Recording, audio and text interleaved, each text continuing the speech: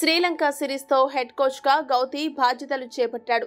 బాధ్యతలు స్వీకరిస్తూనే రోహిత్ కోహ్లీలను వన్డే సిరీస్లు ఆడాల్సిందిగా కోరడం, అతడి కోరిక మేరకు వారు తిరిగి జట్టుతో చేరడం జరిగింది.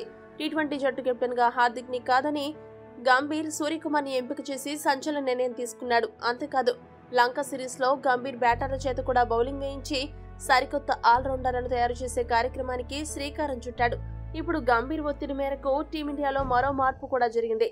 వివరాల్లోకి వెళితే, గంభీర్ టీంలోకి రాకముందే కోచింగ్ బృందంలో తనకు నచ్చిన వారిని ఎంచుకుంటారని బీసీసీఐకి చెప్పడం జరిగింది.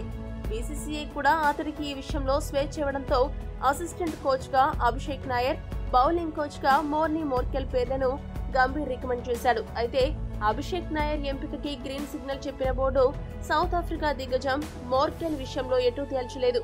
కోచింగ్ బృందం అందరూ భారతీయులే ఉండాలనే ఉద్దేశంతో మోర్కెల్ విషయంలో బీసీసీఐ ఎటువంటి నిర్ణయం తెలుపలేదు. అయితే గంభీర్ మాత్రం సౌత్ ఆఫ్రికా క్రికెటర్ అయిన మోర్కెల్ నే బౌలింగ్ కోచ్ గా ఎంపిక చేయాలని పట్టుబట్టడంతో ఎట్టకేలకు భారత బౌలింగ్ కోచ్ గా విదేశీ ఆటగాడైన మోర్నీ మోర్కెల్ నియామకానికి బీసీసీఐ ఆమోదం తెలిపింది. టీమిండియా న్యూ బౌలింగ్ కోచ్ గా ఈ సౌత్ ఆఫ్రికా దిగ్గజం నియామకంపై బీసీసీఐ కార్యదర్శి జైషా మీడియాతో మాట్లాడుతూ వెల్లడించారు. సెప్టెంబర్ 1వ తేదీ నుండి మోర్కెల్ బౌలింగ్ కోచ్ గా బాధ్యతలు చేపడతాడని తెలుస్తోంది. సెప్టెంబర్ 19 నుంచి భారత్, బంగ్లాదేశ్ మధ్య ఈ 2 టెస్టుల సిరీస్ ప్రారంభం కానుంది. ఈ సిరీస్ తో మోర్నీ మోర్కెల్ కోచ్ గా తన జర్నీని మొదలు పెట్టనున్నాడు. ప్రస్తుతం టీమిండియా హెడ్ కోచ్ గా ఉన్న గౌతమ్ గంభీర్, మోర్కెల్ మధ్య మంచి అనుబంధం ఉంది. వీరిద్దరూ గతంలో కలిసి ఆడారు.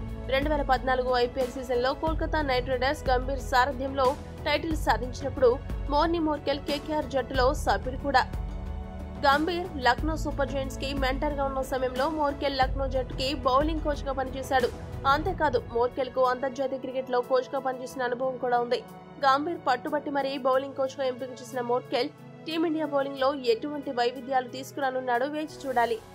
ఈ వీడియో కనుక మీకు నచ్చినట్లయితే లైక్, షేర్, కామెంట్ చేయండి. మరిన్ని స్పోర్ట్స్ అప్డేట్స్ కోసం మా ఛానల్ ని సబ్స్క్రైబ్ చేసుకోండి.